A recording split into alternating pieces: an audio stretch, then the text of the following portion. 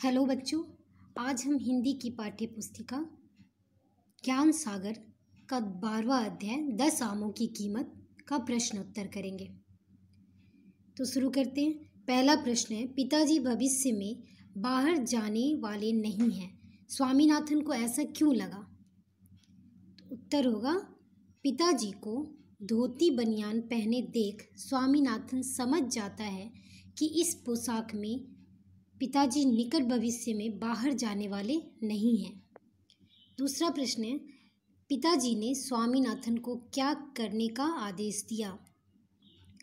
तो उत्तर होगा, पिताजी ने स्वामीनाथन को पुस्तकें झाड़ने और मेज साफ करने का आदेश दिया। तीसरा प्रश्न है, जब पिताजी ने स्वामीनाथन को पढ़ने के लिए कहा तो वह क्या सोच रहा था? तो उत्तर होगा, जब पिताजी ने स्वामीनाथन को पढ़ने के लिए कहा तो वह सोच रहा था कि यदि छुट्टियों में भी पढ़ाई करना जरूरी है तो छुट्टियां दी ही क्यों जाती है। ठीक है, तो ये सब प्रश्न उत्तर है। ये पूरा हुआ। अब हम छोटे छोटे प्रश्नों के टिक द करेक्ट ऑप्शन वाला प्रश्न करेंगे। पहला है, नीचे दिए गए वाक्यों के लिए उचित उत्तर पर सही का निशान लगाइए। क, आधे घंटे बाद स्वामीनाथन पिताजी के कमरे में क्या लेकर बैठा था? तो उत्तर होगा, स्लेट पेंसिल। दूसरा है, पिताजी ने किसकी पुस्तक खोल रखी थी? तो उत्तर होगा, गणित की। ग है, स्वामीनाथन ने सवाल हल करने के बाद एक आम की कीमत कितनी निकाली? तो उत्तर होगा, 3/2। अगला प्रश्न है बातचीत के लिए। इस प्रश्न का उत्तर आपको लिखना नहीं पड़ेगा। इस प्रश्न का उत्तर आप खुद की अपने सोच से जवाब इसका देना है। स्वामीनाथन को झुंझलाहट क्यों हो रही थी? ये पाठ आपके पुस्तक में से लिया गया है। तो इस पाठ में आपने पढ़ा है कि स्वामीनाथन को जब उसके पिताजी गणित के सवालों के विषय में बार बार प्रश्न पूछते हैं तो स्वामीनाथन को झुंझलाहट होती है। दूसरा है, स्वामीनाथन को कब लगा कि वह लाचार है? तो उत्तर होगा, स्वामीनाथन को जब उसके पिताजी ने गणित के प्रश्नों का हल निकालने के लिए कहा और जब वो नहीं कर पा रहा था तो वह अपने आप को लाचार सा महसूस कर रहा था।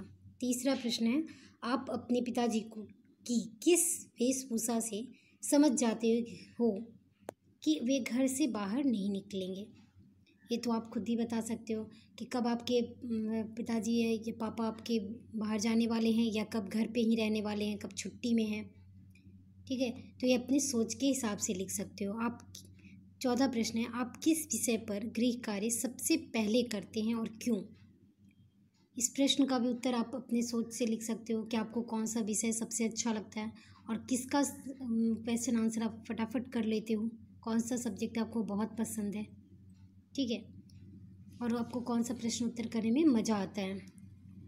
पांचवा प्रश्न, छुट्टियों में पढ़ाई करना ज़रूरी है तो छुट्टियां दी ही क्यों जाती है, इस बारे में आप क्या सोचते हैं?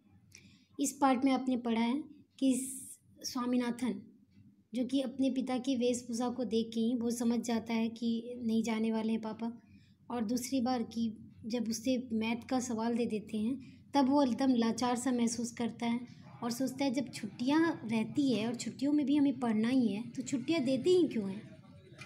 तो आप सोचो कि आपको छुट्टियों में कैसा लगता है। क्या आप छुट्टियों में पढ़ना चाहते हो या नहीं चाहते हो? या छुट्टियों में आपको कैसा लगता है कि मैं दिन भर खेलूँ या बीच में थोड़ी देर पढ़ाई भी कर लूँ? ये सब आपके खुद के विचार से आप लिख सकते हो। अनुमान और कल्पना, क्या बेटे मेरे साथ क्लब चलोगे? स्वामी एक क्षण के लिए ओझल हुआ और फिर कोट टोपी पहनकर प्रकट हो गया। पहला, क्लब जाते समय स्वामीनाथन को कैसा लग रहा होगा? ऑब्वियसली उसे अच्छा लगेगा, क्योंकि जो जब स्वामीनाथन एकदम गणित के प्रश्न से दिन भर परेशान हो चुका था सवाल जवाब करते करते, तो ऐसे में यदि थोड़ी भी उसके पापा ने कही कि चलो घूमने चलते हैं या बाहर चलते हैं, तो उसे बड़ा ही अच्छा लगा होगा। उसके बाद है, उस समय स्वामी अपने पिता के बारे में क्या सोच रहा होगा। ज़रूरी यही है कि वो सोचता होगा कि मेरे पापा कितने अच्छे मुझे घूमने ले जा रहे हैं, और चलो थोड़ी देर के लिए सही, पढ़ाई तो बंद हुआ। ये सब अब आप क्या सोचते हो, ये आप बताओगे। अगला प्रश्न है भाषा की बात। पहला है, नीचे दिए गए वाक्यों को सही शब्द द्वारा पूरा कीजिए। पहला है, फिल इन द ब्लैंक्स है। क, महात्मा के चेहरे पर डैश था। उत्तर क्या होगा, तेज। तो आप क्या लिखोगे,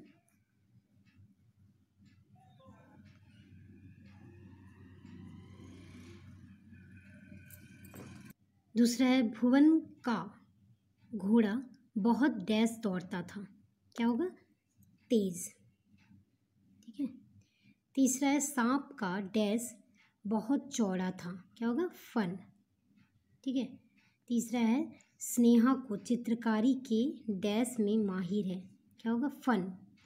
फन दो तरह का है, एक का अर्थ है कलाकार, फन मतलब कलाकार, और एक होता है फन मतलब जो स्नैक को आप देखे होगे, उसका जो सर ऐसे चौड़ा रहता है उसको कहते हैं फन। दूसरा है, नीचे दिए गए शब्द शब्दकोश में किस क्रम में आएगा, उसी क्रम में आप में अंक दीजिए। मतलब कौन सा शब्द पहले आएगा। तो आप इसको जैसे क ख ग आ आ ई ई पढ़ोगे, फिर क ख ग घ, तो क्या पहले आता है, जैसे अ पहले आता है तो उसे पहले नंबर पे देंगे। फिर क्या आता है, आ, तो हो जाएगा। फिर क्या है, क, फिर क्या हो जाएगा, छ। ठीक है। उसके बाद क्या आएगा, न। तो ऐसे ऐसे शब्द के अनुसार आप पढ़ते जाओगे। क आ ई और क ख ग घ किस क्रम में आ रहा है, सबसे पहले क्या आता है, सबसे बाद में क्या आ रहा है, उसके हिसाब से इसको नंबर लिखना है। आप देख सकते हो।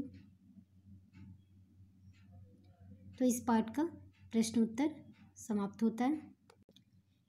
इस बात से संबंधित अगर कोई और भी प्रश्न हो तो आप पूछ सकते हैं, आप कमेंट बॉक्स पे लिख सकते हैं, मैं उसका जवाब देने की कोशिश करूँगी। धन्यवाद।